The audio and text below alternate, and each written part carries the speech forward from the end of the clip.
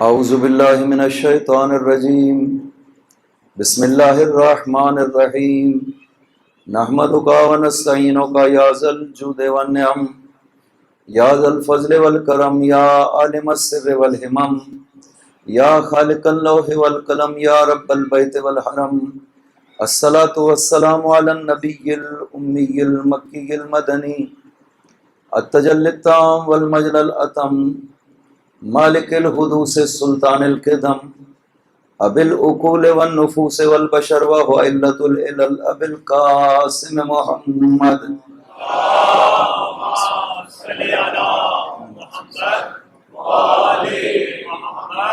وعلى ابن عمه ووارث علمه وخلیفته صاحب الولایت التشریع والتکوین امیر المؤمنین وعلى السيدة المعصومة الجليلة التي هي جوهرة القدس من الكنز الخفي بدت فابدت تاليات الأحرف وأئمة الغر بل أم أبيها سيما بقية الله الأعظم في الأرضين روحي له الفداء وأرواح العالمين ولعنة الله على أعدائهم أجمعين اما بعد بسم اللہ الرحمن الرحیم وکل شیء احصیناہ فی امام مبین صلی اللہ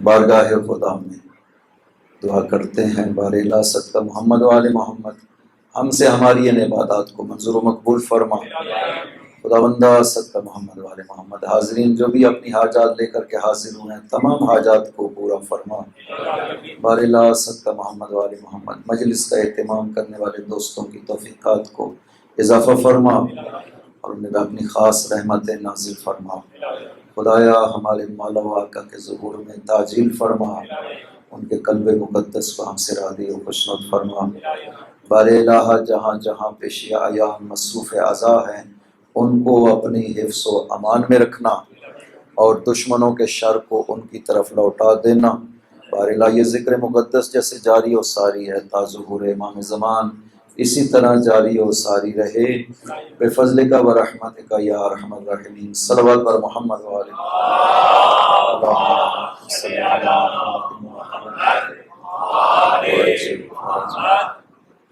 خداوند عظیم نے قرآن کریم میں ارشاد فرمایا ہے سورہ یاسین آیت نمبر 12 ہے وَكُلَّ شَيْءٍ أَحْصَيْنَاهُ فِي إِمَامٍ مُبِينٍ ہم نے ہر چیز کا علم محصور کر دیا ہے بند کر دیا ہے امام مبین میں اس آیت کے ذیل میں ہم نے کچھ خاص نکات اور کچھ خاص بحثیں ایسی مطالب ہیں جو مربوط ہیں ان ہستیوں کے ساتھ جن کو خداوند عظیم نے اس کائنات میں کمال دے کر کے بھیجا ہے صاحبان کمال ہستیاں خداوند عظیم نے اس کائنات میں کل عرض کیا تھا کہ کچھ انسان ایسے بھیجے ہیں جن کو کمال دے کر کے اس کائنات میں بھیجا اور باقی لوگ وہ ہیں جو محتاج کمال ہیں جن کو ضرورت ہے کمال حاصل کرنے کی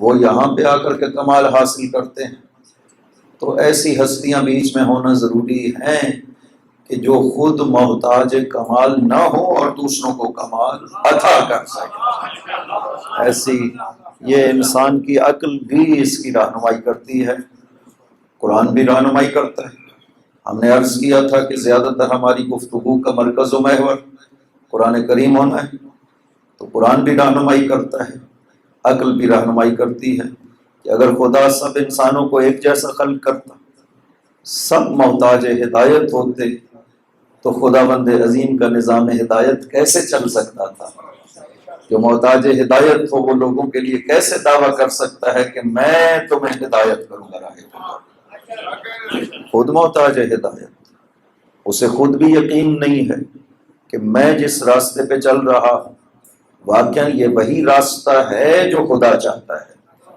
کیونکہ وہ محتاج ہدایت اسے پتہ نہیں ہے لہذا کوئی ہونا چاہیے جو اس کو ہدایت کرے خداوند عظیم نے کچھ باتیں قرآن میں سوال کی صورت میں لوگوں پہ پیش کی ہے۔ سوال کیا ہے خدا نے قرآن کو بعض دفعہ اس عنوان سے بھی مطالعہ کریں، چونکہ ہمیں حکم دیا گیا ہے نا کہ قرآن میں غور و فکر کیا کریں۔ افلا یتدبرون القرآن ام علی قلوب اقفالها، یہ کیوں نہیں قرآن میں غور و فکر کرتے؟ کیا دلوں پہ تالے پڑ گئے ہیں؟ کیوں نہیں ہے؟ یہ خدا کہتا ہے کہ میرا ایک نوشتہ میرے نام سے میرا کلام آپ کے بیچ میں موجود ہے۔ یہ کتنی بڑی غنیمت ہے کہ خداوند عظیم ہمیں یقین ذرا برابر بھی شک نہیں ہے کہ یہ وہی ہے جو خدا نے فرمایا ہے۔ کتنی بڑی بات ہے۔ احادیث معصومین ہمارے پاس موجود ہیں، لیکن ان احادیث میں دوسرے لوگوں نے اپنی طرف سے حدیثیں شامل کی ہیں، حدیثیں گھڑی گئی ہیں۔ پاک پیغمبر نے حدیث میں ارشاد فرمایا کہ سَيَتَكْسُرُ عَلَيَّ الْكَذَّابَةُ، ان قریب مجھ محمد پر جھوٹ بولنے والوں کی کثرت ہو جائے گی۔ من کذب علی متعمدا فلیتبوأ مقعدہ فی النار، جو جان بوجھ کر کے مجھ محمد پہ جھوٹ بولتا ہے، اپنی طرف سے بات کہہ کے کہتا ہے کہ یہ محمد نے فرمائی ہے، تو وہ جہنم میں اپنا ٹھکانہ تیار کر لے۔ لہٰذا معصومین کی حدیثوں میں یہ مشکل موجود ہے۔ علماء محققین انہوں نے زحمتیں کی ہیں اور ہمیں بتایا ہے کہ کون سی حدیث ہے جو معصوم نے فرمائی ہے، کیونکہ معصوم کے الفاظ میں ایک خاص نورانیت ہے۔ جب انسان مانوس ہو جاتا ہے نا معصوم کے کلام سے، تو پھر کلام دیکھ کے پتہ چل جاتا ہے کہ یہ معصوم کا کلام ہے، پھر سند کی ضرورت نہیں رہتی ہے۔ انہوں نے ارشاد فرمایا کہ نحن امراء الکلام، ہم ہیں امیر کلام، کلام کی شاخیں ہم سے پھوٹی ہیں، لہٰذا ان کی کلام میں جو نورانیت ہے وہ اگر کوئی مانوس ہو جائے تو اسے اندازہ ہو جاتا ہے کہ یہ معصوم کا کلام ہے، وہ نورانیت اس کو پتہ چل جاتی ہے۔ لیکن واضح ہے ابتدائی مراحل میں جب انسان یہ منزلیں نہ طے کر چکا ہو، اس کو ضرورت ہے علمی طور پہ جانچنے کی کہ کون سی حدیث ہے جو معصوم نے فرمائی ہے، کون سی حدیث ہے جو جھوٹی معصوم کے نام پہ بنائی گئی ہے۔ آپ دیکھیں نا یہ کثرت سے ہمارے پاس احادیث کی کتب موجود ہیں، اس میں سب کچھ خشک و تر جو ہے وہ پایا جاتا ہے، تو وہ تو ہے مسئلہ۔ لیکن قرآن کریم میں کوئی مسلمان ایسا شک نہیں کر سکتا کہ قرآن میں نعوذ باللہ کوئی ایسا لفظ ہو جو خدا نے نہ فرمایا، ایسا نہیں ہے۔ اور پیغمبر کے لیے خود ارشاد فرمایا کہ ان اتبع الا ما یوحی الی، میں محمد بھی جو کرتا ہوں وہی ہوتا ہے جو خدا مجھ پہ وحی کیا کرتا ہے، یعنی میں اپنی طرف سے کچھ بھی نہیں کہتا ہوں، نہ میں عمل اپنی طرف سے کوئی کرتا ہوں، عمل بھی وہ کرتا ہوں جو حکم خدا ہوتا ہے، اور نہ زبان سے کچھ ایسی بات کہتا ہوں جو میری اپنی ہو، بلکہ زبان سے بھی وہی کہتا ہوں جو خدا کہتا ہے۔ بات ہے میں اللہ اکبر، یا رسول اللہ، یا علی۔ لہذا خدا نے قرآن کریم میں کچھ آیات میں سوال کیے ہیں لوگوں سے، لہذا قرآن کا کبھی مطالعہ اس عنوان سے کریں کہ میں دیکھوں کون کون سی آیتیں ہیں جن میں خداوند عظیم لوگوں سے سوال کر رہا ہے کہ تم بتاؤ کیسا ہونا چاہیے۔ بعض دفعہ جو جانتا ہو نا اس سے سوال کیا جاتا ہے۔ آپ سے کوئی آ کے سوال کرے، آپ کو پتہ ہے کہ یہ بھی کچھ جانتا ہے، تو آپ اس سے پوچھتے ہیں کہ آپ کا نظریہ کیا ہے اس بارے میں۔ یہ کہا جاتا ہے، وہ ایک مشہور حدیث ہے کہ حضرت سلمان فارسی کو اصحاب نے کہا کہ سلمان جائیں رسول خدا سے پوچھیں کہ لکل نبی وصی فمن وصیک، ہر نبی کا جانشین وصی ہوتا ہے، یا رسول اللہ آپ کا وصی کون ہے؟ سلمان کو تیار کیا دوسرے اصحاب نے کہ جائیں یہ پیغمبر اکرم سے سوال کریں۔ سوال کا طریقہ بھی یہ ہے کہ یا رسول اللہ لکل نبی وصی، ہر نبی کا وصی ہوتا ہے، فمن وصیک، آپ کا وصی کون ہے؟ جب سوال کیا اس وقت پیغمبر اکرم نے جواب نہیں دیا، چلے گئے۔ حدیث میں یہ لفظ ہے، چونکہ اس حدیث کو نقل کیا جناب ابن عساکر نے تاریخ مدینہ دمشق میں کہ پیغمبر، اور پھر بڑے بڑے محدثین ہیں جناب احمد حنبل نے فضائل الصحابہ میں ذکر کیا ہے، جناب مجموع الزوائد ہیثمی میں موجود ہے، معجم کبیر طبرانی میں بڑے بڑے محدثین انہوں نے اس حدیث کو نقل کیا۔ پیغمبر اکرم چلے گئے، پھر بعد میں تشریف لائے۔ یقیناً اس وقت جواب دینا پیغمبر نے مناسب اس لیے نہیں سمجھا کہ پیغمبر چاہتے ہوں گے کہ سننے والے کچھ اور بھی موجود ہو، یہ نہ ہو کہ میں سلمان کو بیان کر دوں اور لوگ سلمان کی بات پہ یقین نہ کریں کہ بھائی یہ سلمان اپنی طرف سے کہہ رہا ہے، لہذا میں جب جواب دوں تو لوگ اور بھی ہونے چاہیے تاکہ سب کو پتہ چل جائے۔ اب کہتے ہیں سلمان کہ میں مسجد میں بیٹھا ہوا تھا، تشریف لائے، مجھے آواز دی یا سلمان، فَأَسْرَعْتُ إِلَيْهِ، سلمان کہتا ہے میں دوڑ کے حضرت کی خدمت پہ پہنچا، لبیک یا رسول اللہ، یا رسول اللہ آپ نے فرمایا مجھے، میں حاضر ہوں۔ آپ نے فرمایا سلمان تم نے مجھ سے سوال کیا تھا من وسیعوں کا، آپ کا وسیع کون ہے؟ سلمان میں تم سے سوال کرتا ہوں من کانا وسیع موسیٰ، تم بتاؤ کہ موسیٰ کا وسیع کون تھا؟ سلمان سے کیوں پوچھا؟ کیونکہ پیغمبر جانتے تھے کہ سلمان علم رکھتا ہے۔ سلمان 350 سال عمر تھی سلمان کی، اس تاریخ میں یعنی حضور کے دور اور اس کے بعد میں اتنی لمبی عمر جو ہے وہ تقریباً کم ملتی ہے کسی کی۔ بیچ میں ایک دو ہیں، سیفی ایک عرب تھا، حکیم عرب تھا، اس کی 200 سال سے اوپر عمر تھی۔ بیچ میں کچھ لوگ نادر ہیں جن کی 200 سال یا اس کے اوپر نیچے عمر تھی، لیکن اتنی عمر جو ہے اس دور میں حضرت سلمان کے علاوہ کسی اور کی نظر نہیں آتی ہے۔ حضرت سلمان 350 سال کے تھے جب دنیا سے تشریف لے گئے، اور وہ علم انہوں نے حاصل کیا تھا۔ بہت زیادہ مختلف علماء، بڑے بڑے عیسائیت کے علماء کے پاس گئے، وہ رہنمائی کرتے رہے جناب سلمان کی۔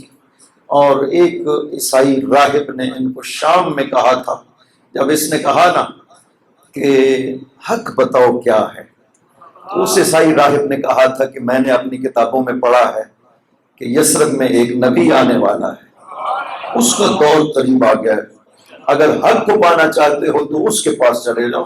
یوں پھر حضرت سلمان سفر کرتے کرتے حضور کے پاس پہنچے۔ وہ علامتیں جو بتائی تھی انہوں نے وہ ساری علامتیں حضور نے دیکھی۔ بار کہ وہ ایک خاص واقعہ ہے اور عظمتیں ہیں حضرت سلمان کی کہ کسی مجلس میں بیان کی جانی چاہیے تاکہ مقام سلمان فارسی پتہ چل سکے۔ معصومین نے ایسے نہیں کہا کہ بحر علم لا ینزف، سلمان سمندر ہے علم کا کہ جس کی تہ کوئی نہیں،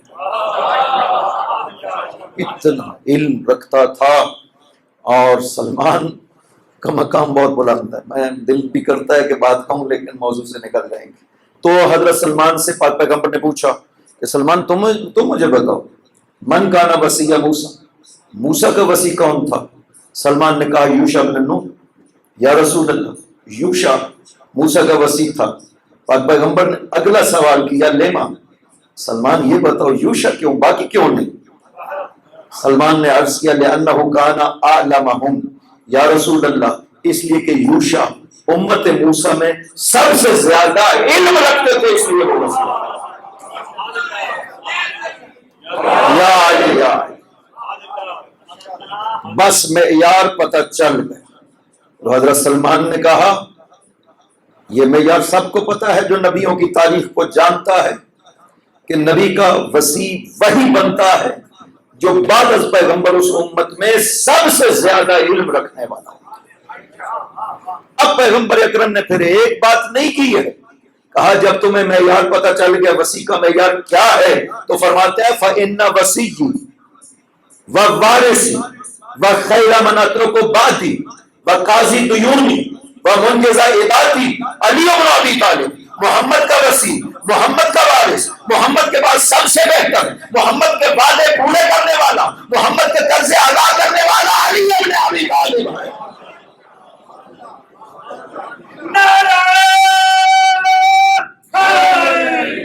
یا علی یا علی، وجہ پتہ چل گئی کہ خدا کیوں کہہ رہا ہے وَكُلَّ شَيْءٍ أَحْصَيْنَاهُ فِي إِمَامٍ مُبِينٍ، علم کو کیوں بیان کر رہا ہے؟ اس لیے کہ نبی کا وسیع امت نبی میں سب سے بڑا عالم ہونا چاہیے، سب سے زیادہ علم اس میں ہونا چاہیے۔ لہذا خداوند عظیم نے قرآن کریم میں سوال کیے. یہ سوال وہاں کیا جاتا ہے جہاں مخاطب اس کا جواب دے سکتا، سمجھ سکتا ہو، وہاں پہ سوال کیا جاتا ہے.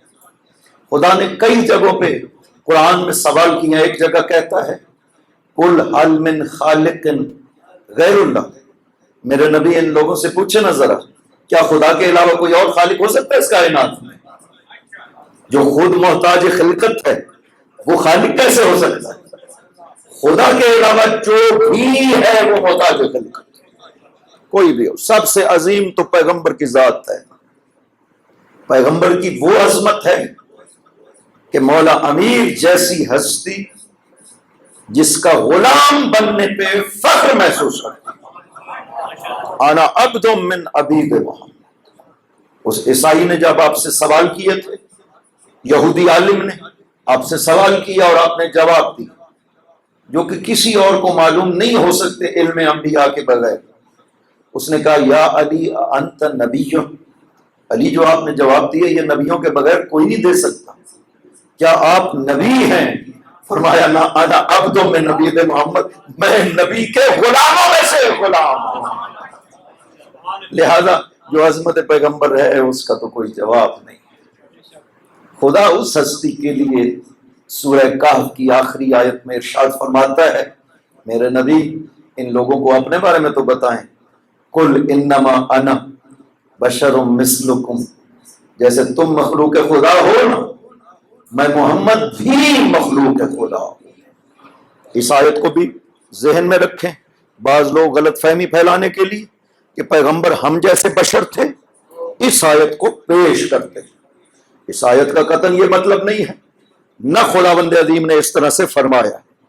خدا نے فرمایا ہے کہ پیغمبر آپ انہیں بتائیں کہ جیسے تم مخلوق خدا ہو میں محمد بھی مخلوق خدا ہوں.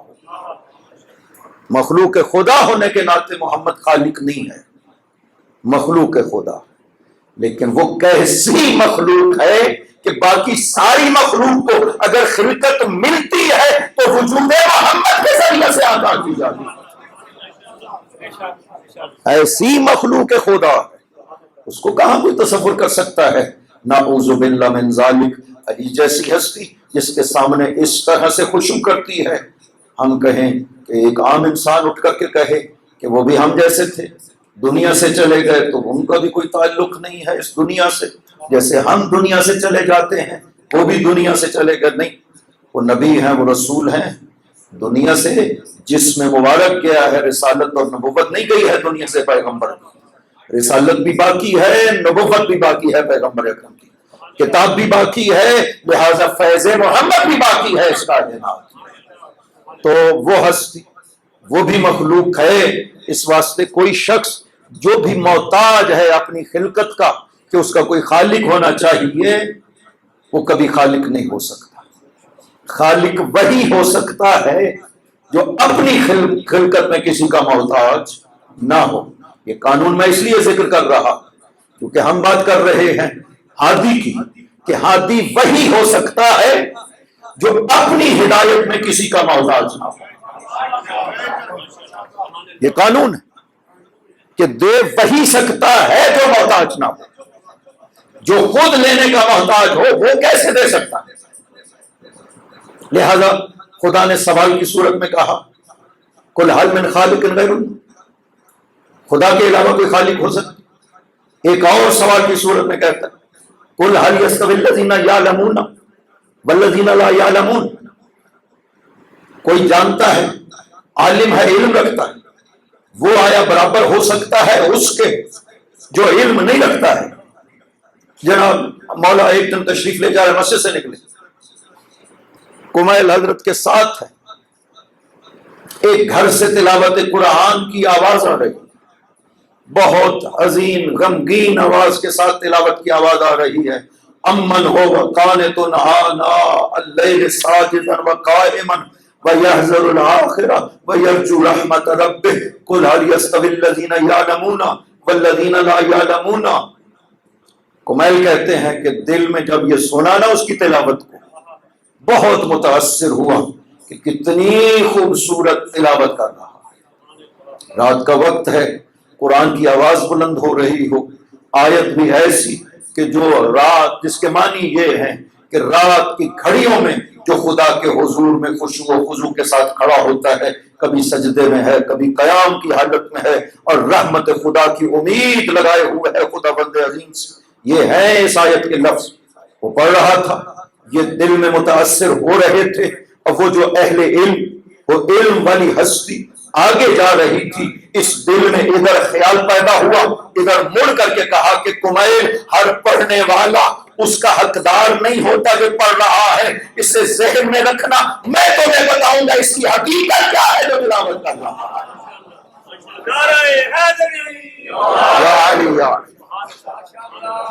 سال ہا سال گزر گئے، حکومت امام کا وقت آ گیا، جنگ نہروان ہو گئی. نہروان کے مقتولین کے پاس کھڑے ہوئے تھے، تلوار سے خون کے قطرے بہ رہے تھے. ایک مقتول جو خوارج کا قتل ہوا پڑا تھا، اس کے اوپر تلوار رکھ کر کے مجھے خطاب کر کے کہتے ہیں، وہ اس رات کی تلاوت یاد ہے تمہیں؟ یہی تھا جو قرآن کی تلاوت کر رہا تھا.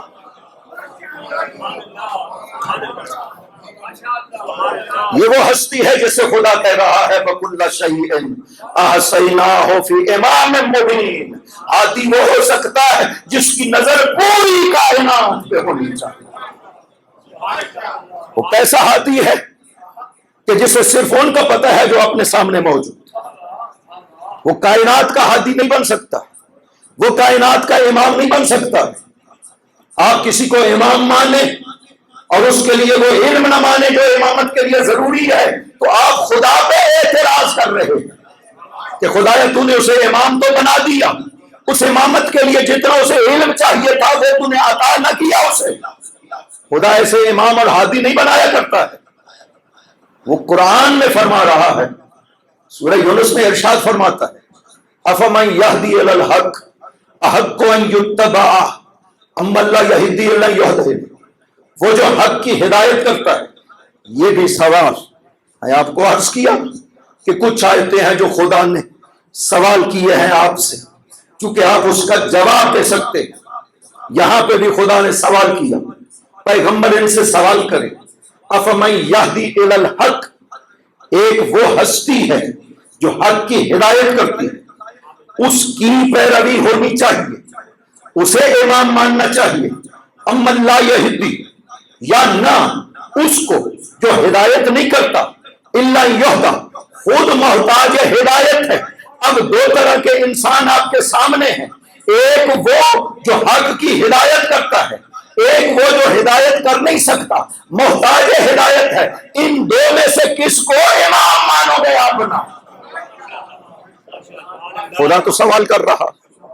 اگر خدا سوال کر رہا ہے، اس کا مطلب ہے کہ اس نے کچھ ہستیوں کو اس کائنات میں بھیجا ہے جو محتاج ہدایت نہیں ہے، ان کو ہادی بنا کر بھیجا ہے اس کائنات میں.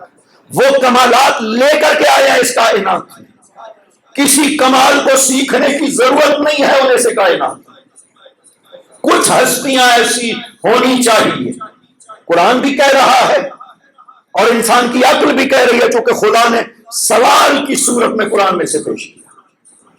کوئی ایسی ہستیاں ہیں جن کے کمال اس طرح سے، واقعہ مشہور ہے، آپ نے یقیناً ممبر سے سنا ہوگا کہ راوی بیان کرنے والی کون ہستی ہے؟ امام جعفر صادق علیہ الصلوۃ والسلام. اللہم صلی علی محمد و آل محمد وعجل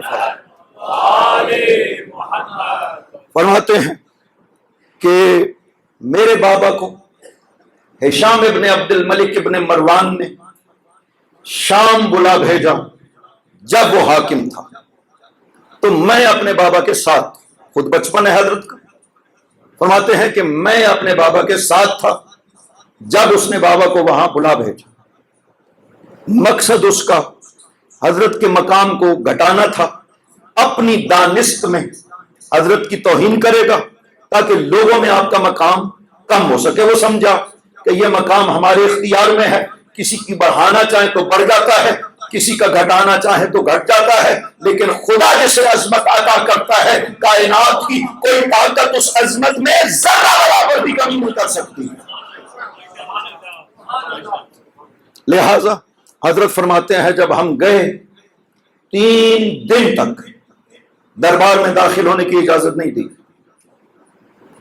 تیسرے دن ہمیں جب اجازت دی گئی، حضرت فرماتے ہیں کہ جب ہم داخل ہوئے تو دربار کا ماحول اس طرح سے تھا، سامنے کرسیاں لگی ہوئی تھی، تخت لگا ہوا تھا، ہشام بیٹھا تھا، باقی افراد بھی بیٹھے ہوئے تھے۔ ادھر نوجوان جو ہیں وہ تیر اندازی کے مقابلے کر رہے تھے، نشانے لگے ہوئے تھے، نوجوان بیٹھے تھے اور تیر چلا رہے تھے، مقابلہ ہو رہا تھا۔ ہم جب داخل ہوئے تو دور سے ہشام نے میرے بابا سے کہا کہ آپ بھی اس مقابلہ میں شرکت کریں گے۔ بابا نے ارشاد فرمایا یہ جوانوں کے کام ہیں، میں اب بوڑھا ہو چکا ہوں، ان کو کرنے دو۔ ہشام نے اصرار کیا، اپنی دانست میں یہ چاہتا تھا کہ آپ تیر لگائیں گے، آپ کا نشانے پہ نہیں لگے گا، ہم جو ہے وہ جو لوگوں کو دکھا دیں گے، جو ہمارا مقصد ہے وہ پورا ہو جائے گا۔ جب اس نے مجبور کیا تو حضرت فرماتے ہیں کہ بابا تشریف فرما ہوئے جہاں پہ لوگ بیٹھ کے نشانے لگا رہے تھے، تیر اور کمان بابا کے حوالے کیا گیا۔ حضرت نے پہلا تیر مارا، ہدف کے بالکل درمیان میں جا گیا۔ اس کے بعد بابا نے دوسرا تیر مارا، اس نے پہلے تیر کو چیرا اور وہیں پہ لگا جہاں پہ پہلا تیر مارا۔ پھر بابا ہر تیر مارتے رہے، ہر تیر پہلے تیر کو چیرتا تھا اور وہیں لگتا تھا جہاں پہ پہلا لگا تھا۔ 9 تیر جب بابا نے مارے، ہر ایک اسی نشانے پہ جا کے لگتا رہا تو ہشام نے روک دیا، کہا بس کریں یا ابن رسول اللہ، آپ تو کہہ رہے تھے میں بوڑھا ہو گیا ہوں، آپ تو عرب اور عجم میں سب سے بڑے تیر انداز ہیں، یہ تو بتائیے یہ تیر اندازی آپ نے سیکھی کہاں ہے؟ یہاں پر حضرت نے جو جواب دیا وہ بڑا خوبصورت ہے، فرمایا انا لنحن نارث الکمال، ہم آل محمد کمال سیکھتے نہیں ہیں، وراثت میں پایا کرتے ہیں۔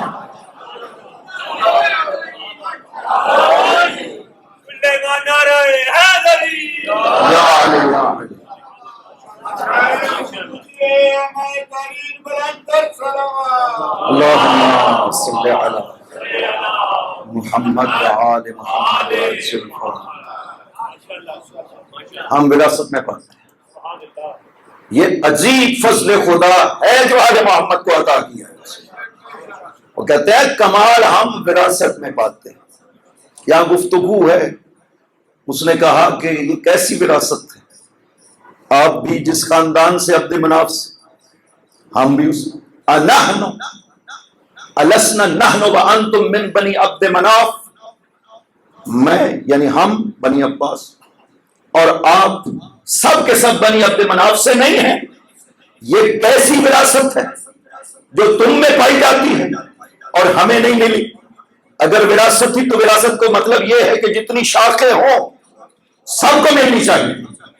بنی عبد مناف آپ بھی ہیں، بنی عبد مناف ہم بھی ہیں، پھر یہ کیسی وراثت ہے کہ آپ کو ملی ہے اور ہمیں نہیں ملی؟ فرمایا تم دوست کہتے ہو، بنی عبد مناف میں ہم اکٹھے ہیں، لیکن خداوند عظیم نے ان اللہ اختصنا بخالص علم ہی، ہم آل محمد کو اپنے خالص علم سے خصوصیت بخشی ہے جو کسی اور کو عطا نہیں کیا ہے۔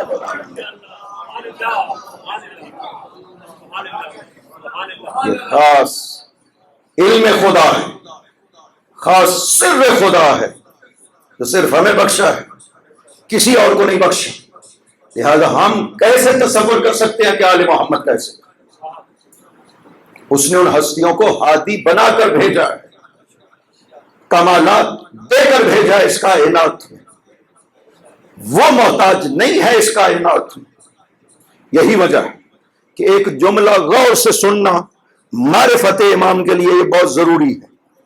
یہ کمالات ہیں منصب امامت کے کمال، لیکن اس کا مطلب یہ نہیں ہے کہ امام میں یہ کمال تب آتے ہیں جب امام منصب امامت میں فائز ہوتا ہے۔ اس کا قطعاً یہ مطلب نہیں ہے، کیونکہ واضح ہے عمر کا ایک حصہ گزرتا ہے، تب امام جا کر کے منصب امامت پہ ظاہراً فائز ہوتا ہے۔ مثلا جب امام حسن روحی اللہ الفقہ تشریف فرما تھے تو سید الشہداء بالفعل امام نہیں تھے، خدا نے امامت عطا کی تھی۔ بالفعل امامت تب ہوگی جب امام حسن 50 ہجری کو دنیا سے چلے جاتے۔ اب وہ بالفعل امام جو ہے، یعنی منصب امامت کی ذمہ داریاں سید الشہداء نے تب سنبھالی جب 50 ہجری کو امام حسن دنیا سے شہید ہو کر چلے جاتے۔ تو اس کا مطلب یہ ہے کہ وہ جو کمالات امامت ہیں سید الشہداء کی ذات میں اس سے پہلے موجود نہیں تھے۔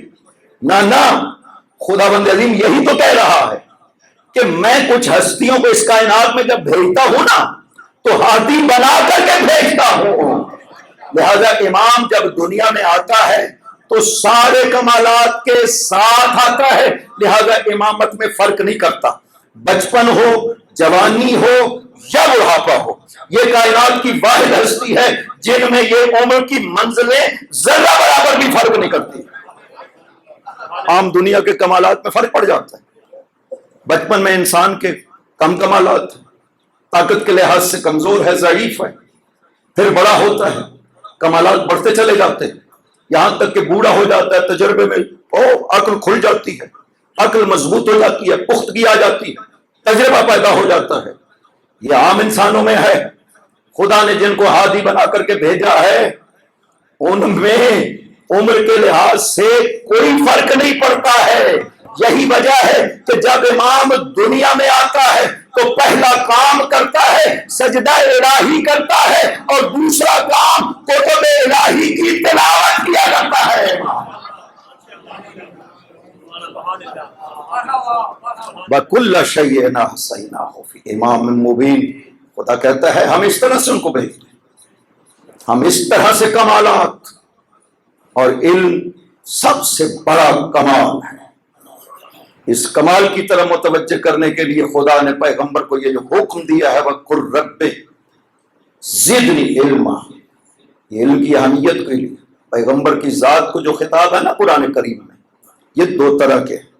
ایک خطابات وہ ہیں جن کا تعلق ذات پیغمبر سے، وہ بہت سے سنتے بھی رہتے۔ کچھ خطابات جو کیے تو پیغمبر کو گئے لیکن مراد اس سے پیغمبر نہیں ہوتے، اس سے مراد باقی مخلوق ہے، کیونکہ پیغمبر کا خطاب خداوند عظیم اور پیغمبر کا خطاب تھا، اس لیے مخاطب پیغمبر کو قرار دیا جاتا ہے، لیکن وہ خطاب ہوتا نہیں ہے پیغمبر پاک کے لیے۔ یہ جو ہے قُلْ رَبِّ زِدْنِی عِلْمًا، کہ آپ کہو کہ رب میرے علم میں اضافہ فرما، یہ پیغمبر کی ذات کے لیے نہیں ہے۔ خطاب بے شک پیغمبر کو کیا گیا ہے، ذات پیغمبر کے لیے نہیں ہے۔ کیوں؟ اس لیے کہ جس ہستی کو اس نے کائنات کا معلم بنا کر کے بھیجا ہے، اسے کیا ضرورت ہے بارگاہ خدا میں یہ دعا کرنے کی کہ میرے علم میں اضافہ فرما۔ اس کا تربیت شدہ علی دنیا کو کہہ رہا ہے کہ آؤ دنیا والوں، جو بھی سوال کرنا چاہتے ہو علی سے کہو، اس لیے کہ علی آسمان کے راستے بھی جانتا ہے اور زمین کے راستے بھی جانتا ہے۔ علی علم کو اس طرح سے بیان کر رہے ہیں تاکہ دنیا پر عظمت پیغمبر روشن ہو سکے، لوگوں کو پیغمبر کا مقام معلوم ہو سکے۔ یہ ہے علم کی حقیقت اور علم کی حیثیت، وہ ایک صفت جو خداوند عظیم نے قرآن میں علی کے لیے بیان کی۔ انا الامام المبین، علی فرماتے ہیں کہ میں امام مبین ہوں۔ مبین کے عربی، امام کے معنی تو آپ جانتے ہیں، مبین کے معنی ہوتے ہیں جو ہر چیز کو کھول دے، ذرہ برابر بھی ابہام باقی نہ رہنے دے، اسے مبین کہا جاتا ہے۔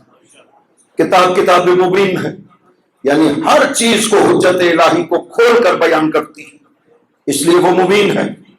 امام مبین ہے اس لیے کہ ہر چیز کو اتنا کھول کر بیان کرتے ہیں کہ ذرہ برابر بھی شک و شبہ باقی نہیں رہنے دیتے۔ اب امام مبین، ہم نے عرض کیا، مفسرین نے کہا کہ لوح محفوظ، کل یہ بیان ہو گیا کہ ہم مان لیتے ہیں امام مبین لوح محفوظ ہو، تو پھر علی وہ ہیں جو لوح محفوظ پہ دستخط رکھتے ہیں۔ کل قرآن سے بیان ہو گیا، سورہ واقعہ کی آیت پڑھ دی تھی کہ علی لوح محفوظ پہ دستخط رکھتے ہیں۔ دو حدیثیں ہیں، دو الگ الگ بزرگوں نے بیان کی۔ ایک روایت کا بیان کرنے والے ہیں عمار یاسر، اور ایک روایت کو بیان کرنے والے ہیں ابو ذر غفاری۔ عمار یاسر کہتے ہیں کننا مع علی فی غزوت، ایک جنگ میں ہم مولا کے ساتھ جا رہے تھے، ایک وادی میں ہم جب پہنچے تو وادی چیونٹیوں سے بھری ہوئی تھی۔ میں نے مولا علی سے عرض کیا اتعرف احدا ان یعرف عدد ھذا النمل، یا امیر المؤمنین آپ کسی ایسی ہستی کو پہچانتے ہیں جو ان چیونٹیوں کی تعداد کو جانتا ہو؟ علی نے فرمایا کہ عمار، میں ایک ہستی کو جانتا ہوں جو ان چیونٹیوں کی تعداد کو بھی جانتا ہے، اور یہ بھی جانتا ہے ان میں سے نر کتنی ہے اور مادہ کتنی ہے۔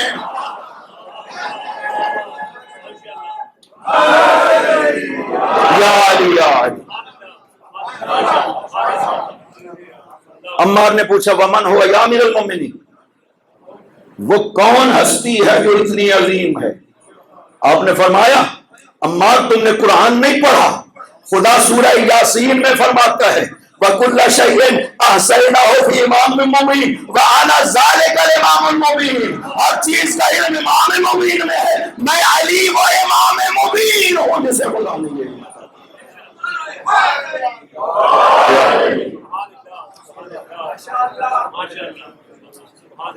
یہ ہے جناب عمار کی حدیث، بے عین ہی مشابہ حدیث ہے جناب ابو ذر کی، تھوڑے سے فرق کے ساتھ۔ کہا مولا کے ساتھ جا رہے تھے، ایک وادی چیونٹیوں سے بھری ہوئی تھی، میں نے ایک جملہ کہا جل محصی، خدا بند عظیم کتنا عظیم ہے جو ان چیونٹیوں کی تعداد کو جانتا ہے۔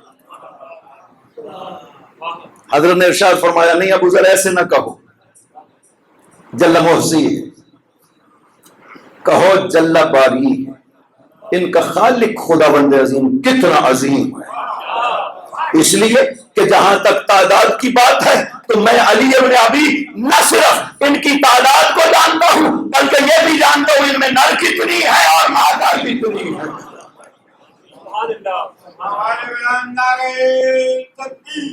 اللہ اکبر، یا رسول اللہ، یا علی یا علی۔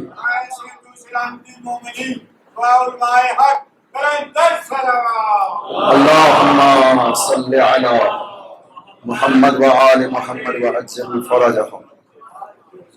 موضوع گفتگو جو ہے نا وہ بہت زیادہ وسیع ہے، یعنی وہ مقامات جو خدا بند عظیم نے مولا امیر کے قرآن میں بیان کیے ہیں، ایک ایک مقام بہت زیادہ مفصل ہے، کوشش ہوگی میں خلاصتاً کہہ سکوں، لیکن چونکہ یہ آیت سرنامہ سخن ہے اس کے تمام پہلو بیان ہونے چاہیے تاکہ ہر لحاظ سے فلاں مفسر نے یہ کہا ہے تب بھی بیان ہو سکے، فلاں مفسر نے یہ کہا ہے تب بھی بیان ہو سکے۔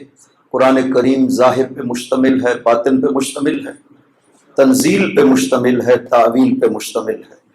خدا نے جس طرح سے حقائق اس کتاب الہی میں بیان کیے ہیں نا، خدا نے معجزہ کہا قرآن کریم کو، نا خدا نے معجزہ کہا، اپنا معجزہ کہا ہے، کہا ہے نا کہ یہ دیکھو میں نے اس کتاب میں کیا کیا ہے۔ یہ کائنات میں ایسا تصور ہو ہی نہیں سکتا کہ میں نے ایک ایک آیت میں کچھ حقائق ہیں جو ظاہر میں بیان کیے ہیں، اور اتنے زیادہ حقائق ہیں جس کا تم اندازہ نہیں کر سکتے وہ اس کے باطن میں بیان کیے ہیں۔ اس سے پہلے کوئی باطن کا تصور نہیں تھا کہ کوئی باطن بھی ہو سکتا ہے۔ ایک عبارت آپ نے ظاہر بیان کی، اس کا ایک باطن بھی موجود، یہ پہلے تصور نہیں تھا۔ خداوند عظیم نے یہ معجزہ کیا ہے کہ قرآن کریم میں دعویٰ بھی کر رہے ہیں لا رطب ولا یابس الا فی کتاب مبین. یہ ہے تو ایک جلد نہ صرف اور صرف 30 پاروں پہ مشتمل ہے. صفحات کے لحاظ سے کتنے 600-700 صفحات ہیں. خدا نے کیا کیا ہے کہ ایک جلد میں وہ کہتا ہے لا رطب ولا یابس الا فی کتاب مبین. کائنات کی کوئی حقیقت ایسی نہیں ہے مگر یہ کہ اس کتاب مبین میں موجود. تو مسلمانوں وہ حقائق کیسے پاؤ گے اس کتاب الہی؟ کوئی تو ہونا چاہیے نا جو ان حقائق کو انسانیت کو بتا سکے. اس ہستی کو خدا نے اس طرح سے کائنات میں بھیجا ہے کہ یہ قرآن کو ان تمام حقائق کے ساتھ بیان کر سکتے ہیں جو خدا کہتا ہے. یہ یہاں تک گفتگو کا سلسلہ یاد رکھیے گا. کل یہاں سے شروع کریں گے کہ وہ حقائق جو خدا نے قرآن میں بیان کیے ان حقائق کو علی بیان کرنے والے ہیں اس کائنات کے. یہ گفتگو انشاءاللہ جاری رہے گی.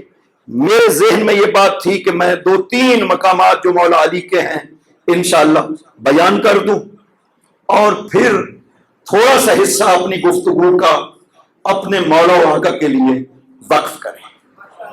میری یہ عادت ہے ہمیشہ کہ میں امام زمانہ روحی لہو الفدا کے حوالے سے ضرور گفتگو کرتا ہوں.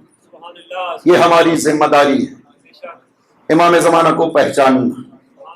پہچاننے کے لیے میں پہلے عرض کر چکا ہوں کہ نام و نسب سے پہچاننا معرفت نہیں ہے. وہ مقامات کے ذریعے سے پہچاننا معرفت ہے جو خدا نے ان کے لیے قرار دی.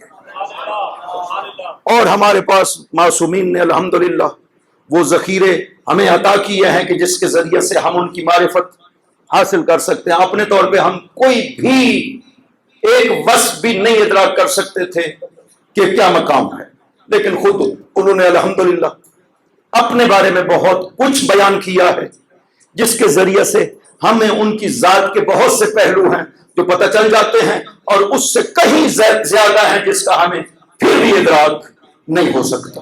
وہ کوتاہی تقصیر اس کا ہم اعتراف کریں گے کیونکہ ہماری پہنچ ہمارے ذہنوں کی عقول کی پہنچ وہاں تک نہیں ہے. لیکن جہاں تک انہوں نے خود بیان کیا ہے اس حد تک کچھ تھوڑا سا ہمیں بیان کرنا چاہیے. اور ہمارے مولا و آقا ائمہ طاہرین نے اس ہستی کے سامنے واقعاً جس طرح سے اپنے آپ کو پیش کیا ہے عظمت امام زمانہ کا وہاں پتہ چلتا ہے. یہ حدیث معروف ہے کہ کس طرح سے جب دیب الخزائی نے قصیدہ پڑھا 8ویں امام کے حضور میں اور اس میں 2 شعر امام زمانہ کے حوالے سے اس نے پڑھے تھے. وہ ابھی امام زمانہ دنیا میں نہیں تشریف لائے تھے. دیبل تب 2 شعر اپنے قصیدے میں امام زمانہ کے بارے میں تو حضرت نے یہ ارشاد فرمایا تھا کہ اے خزائی روح امین نے تیری زبان پہ یہ لفظ جاری کیا ہے. یہ انتہا ہے معرفت کی کہ تو نے جو امام زمان کے بارے میں کہا ہے یہ روح الامین نے تیری زبان پہ یہ جاری کیا. ورنہ جو ہستی ابھی دنیا میں بھی نہیں آئی وہ عام لوگوں کو کیسے پتا کہ وہ کیسا ہے. اور ہم تو باہر کیف وہ روایات دیکھ چکے ہیں، معصومین کے عمل کو بھی دیکھ چکے ہیں. 8ویں امام کے سامنے جب نام لیا جاتا تھا نا امام کا تو حضرت سر پہ ہاتھ رکھ کے کھڑے ہو جاتے تھے. اور جب کسی نے کہا تھا نا کہ آپ امام زمان ہیں آپ نے فرمایا نہیں میں گجا اور وہ گجا، میرا یہ جسم ان کے مقابل میں کمزور ہے. وہ اتنا قدرت مند ہوگا کہ زمین کے اوپر کسی بڑے سے بڑے درخت کو بھی ایک ہاتھ سے جڑوں سمیت اٹھا ایک آواز بلند کرے گا پہاڑ ریزہ ریزہ ہو جائے. یہ امام زمان. لہذا ہمیں ضرورت ہے اس ذات کی معرفت حاصل کرنے کی.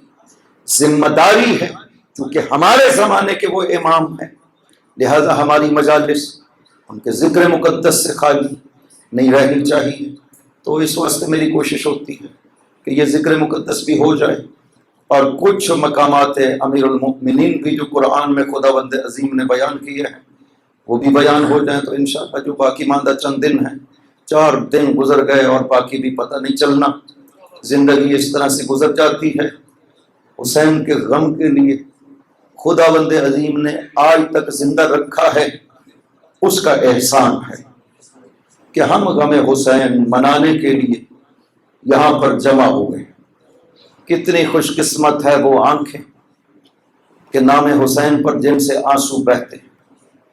سیدہ کتنی راضی ہوتی ہے اس سے جس کی آنکھ سے حسین کے لیے آنسو بہتے ہیں۔ میں نے یہ حدیث بیان کی تھی کہ پیغمبر کتنا گریا کرتے ہیں حسین کے لیے۔ حسین ابھی تو زندہ موجود تھے، پیغمبر پھر بھی حسین پہ مسلسل گریا کرتے رہتے تھے۔ جب حسین بچے تھے حسین کو پکڑ لیتے تھے، علی سے کہتے تھے خذل حسین، علی تم حسین کو پکڑو۔ علی پکڑتے اور پیغمبر بوسے دینا شروع کرتے حسین کو۔ ایک دن سوال کیا، لما تقبلنی یا ابا، بابا آپ اتنے بوسے کیوں دیتے ہیں میرے جسم؟ ہر جگہ کے بوسے دے رہے ہیں پیغمبر۔ علی سے کہا علی حسین کو پکڑو، میں بوسے دے رہا ہوں جسم حسین کے۔ پیغمبر بوسے دے رہے ہیں، قمیض اٹھاتے ہیں، جسم کے بوسے دے رہے ہیں۔ حسین سوال کرتے ہیں لما تقبلنی یا ابا، بابا اتنے بوسے کیوں دیتے ہیں؟ عجیب جواب ہے، اقبل مواضع السیوف، بیٹا حسین یہ جہاں جہاں تلواریں لگے گی میں وہاں وہاں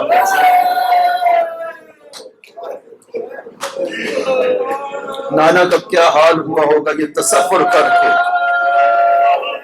کہ یہ جو میرے حسین کا بدن ہے اس پر اتنے زخم آئیں گے کہ بدن حسین میں کوئی جگہ خالی نہیں بچے گی۔ حسین کے بچوں پہ بھی رحم نہ کیا مسلمانوں نے، اور ایک مظلوم کربلا کا وہ سپاہی جس نے صرف اپنے آپ کو قربان نہیں کیا حسین پر، پوری اولاد کو قربان کر دیا۔ مسلم وہ مظلوم ہے کہ جس کے 4 بیٹے تھے، چاروں شہید ہو گئے، 2 کربلا میں شہید ہو گئے اور 2 کوفہ میں شہید ہو گئے۔ خود مسلم نے بھی بہت آزمائش جی لی ہے اور مسلم کے بچوں نے بھی بڑی آزمائش جی لی۔ ایک بیٹی تھی، وہ عصر عاشور کو گھوڑوں کے ٹاپوں میں کچھ لیا، اجرکم علی اللہ۔ یہ نسل مسلم، کربلا میں ساری نسل مسلم ختم ہو گئی۔ اس لیے پیغمبر نے فرمایا تھا مسلم پہ مومنین کی آنکھیں آنسو بہائیں گی، اور اس نے اتنی قربانیاں دی، اتنی قربانیاں کون دے سکتا؟ ساری نسل قربان کر دی حسین پر۔ اور وہ جو کوفہ میں شہید ہوئے نا مسلم کے بچے، انہوں نے بہت مصیبت دیکھی۔ جب گرفتار ہو کر کے ابن زیاد کے سامنے پیش کیا گیا، ابن زیاد نے زندان بان سے کہا تھا زیک علیہم فی المأکل والمشرب، ان کو نہ کھانا زیادہ دینا نہ پینا زیادہ دینا۔ ظالم کیا دشمنی تھی، یہ تو سپاہی نہیں تھے جنہوں نے تمہارے خلاف جنگ کی، اور یہ تو آل محمد کے بچے تھے۔ تم کہتے تھے قید خانے میں بھی رکھنا، ان کو نہ پانی دینا زیادہ نہ کھانا دینا زیادہ۔ اجرکم علی اللہ۔ 1 سال بھر دونوں شہزادے زندان میں رہے۔ شام کو 1 روٹی ملتی تھی اور 1 جام پانی کا ملتا تھا۔ دن کو روزے سے ہوتے تھے، رات کو عبادت الہی میں بسر کرتے تھے۔ سال جب گزر گئے، ایک بھائی نے دوسرے بھائی سے کہا ہمارے بدن کو زندان کھا رہا ہے۔ شہزادے بہت کمزور ہو گئے، بڑا فرق پڑ گیا تھا سال پہلے اور سال بعد۔ اتنے کمزور ہو گئے کہ کہتے ہیں کہ ہمارے بدن کو زندان کھا گیا۔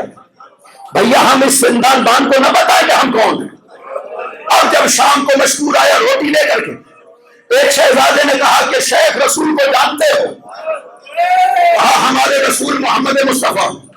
کہا علی مرتضیٰ کو جانتے ہو؟ کہا ابراہیم رسول۔ کہا مسلم ابن عقیل کو جانتے ہو؟ ہاں علی کے بھتیجا ہیں۔ اور یہ کہنا تھا، شہزادوں نے کہا کہ شیخ ہم اسی مسلم کے رہتے ہیں، نہ میں ذریت رسول اللہ، ہم رسول کی ذریت تیرے قید خانے میں ہیں۔ یہ سننا تھا، اور شیخ قدموں میں گر گیا۔ مشکور نے معافی مانگی، شہزادوں مجھے معاف کرنا، مجھے پتہ نہ چلنا، النبی کی ذریت میری قید خانے میں، شہزادوں یہ دروازے کھلے ہیں چلے، اجرکم علی اللہ۔ رات کا وقت ہے، شہزادے کوفے کے گلیوں میں، جیسے باغ کوفے کے گلیوں میں، کبھی ایک گلی میں جانا تھا، کبھی دوسری گلی میں، اسی مسلم کے بیٹے کوفی کی گلیوں میں، کبھی ایک گلی میں کبھی دوسری گلی میں۔ جب راستہ نہ ملا، تھک گئے، ایک گھر کے دروازے پہ ایک خاتون کھڑی، اس نے کہا کہ کنیز خدا ہمیں ایک رات کے لیے اپنے گھر میں پناہ دے دو، ہم مسافر ہیں۔ جب اس نے دیکھا نا کہ یہ چاند جیسے بچے ہیں، ایک مرتبہ بول کر کے کہتی ہو، اور چاند جیسی شکلوں والے بچے، یہ تو بتاؤ کس ماں کی گود کو اجاڑ کر کے جنم میں آئے؟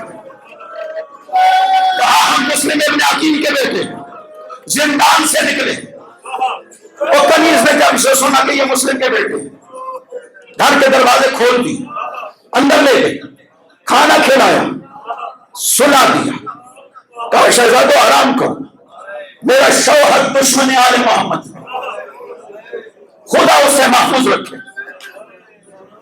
یہ سالوں کے بعد شہزادوں کے لیے پہلا موقع تھا، پیٹ بھر کے کھانا کھایا اور آرام دہ بستر میں لیٹ گئے۔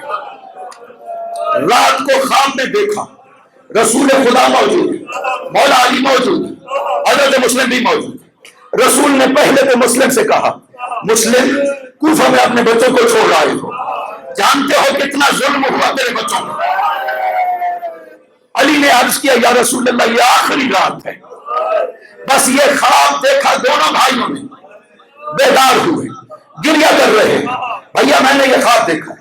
دوسرے بھائی نے بھی کہا کہ میں نے بھی یہ خواب دیکھا ہے، آؤ بھیا ایک دوسرے کو جی بھر کر گلے لگا لیں، یہ ہماری زندگی کی آخری رات لگتی ہے۔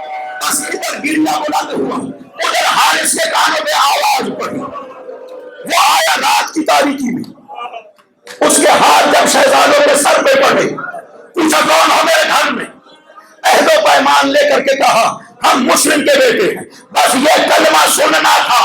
اس کے ہاتھ بلند ہوئے، شہزادوں کے رخساروں میں اتنا ظلم ہوا کہ ابن زیاد بھی برداشت نہ کر سکا۔ اجرکم علی اللہ۔ رات کو رسیوں میں باندھ دیا شہزادوں، صبح یہ لے کر چلا۔ کہاں لے جا رہے؟ کہا تمہیں قتل کروں گا، تمہارے سارے ابن زیاد کے پاس لے جاؤں، مجھے انعام ملے گا۔ شہزادوں نے حجت تمام کرنے کے لیے کہا ہمیں بیچ دو، تمہیں پیسے مل جائیں گے، قتل نہ کرو۔ اس نے کہا یہ نہیں ہو سکتا۔ کہا کہ ہمیں مدینہ بھیج دو، تمہیں پیسے مل جائیں گے۔ کہا یہ بھی نہیں ہو سکتا۔ کہا ہمیں زندہ ابن زیاد کے پاس لے جاؤ، وہ خود فیصلہ کرے گا۔ کہا یہ بھی نہیں ہوگا۔ جب وہ نہیں مانا، ایک جملہ کہا ارحم صغر سننا، تو پھر ہمارے بچپن میں تو رحم کرو۔ رسول کے ساتھ تعلق کا تمہیں کوئی خیال نہیں، ہمارے بچپن پہ تو رحم کرو، ہم پہ کیوں ظلم کرتے؟ کہا میرے دل میں تمہارے لیے کوئی رحم نہیں۔ جب دیکھا کہ یہ آمادہ ہے قتل کے لیے، کہا ہمیں نماز پڑھنے دو۔ دونوں شہزادوں نے دو رکعت نماز پڑھی، اب کھڑے ہوئے۔ چھوٹا شہزادہ آگے بڑھتا ہے، شیخ پہلے مجھے قتل کرو۔ بڑا بھائی آگے بڑھتا نہیں، پہلے مجھے قتل کرو۔ اس نے تلوار ماری، بڑے بھائی کا سر کٹا، جسم گرا، دوسری تلوار ماری، تیسرے بھائی کا سر کٹا، دونوں بدن کو دریا میں پھینکا، دونوں آپس میں مل گئے۔ یہ سر لے کر ابن زیاد کے پاس آیا، اس نے جب رومال کو کھولا، ابن زیاد کی جب نظر پڑی ان چہروں پہ،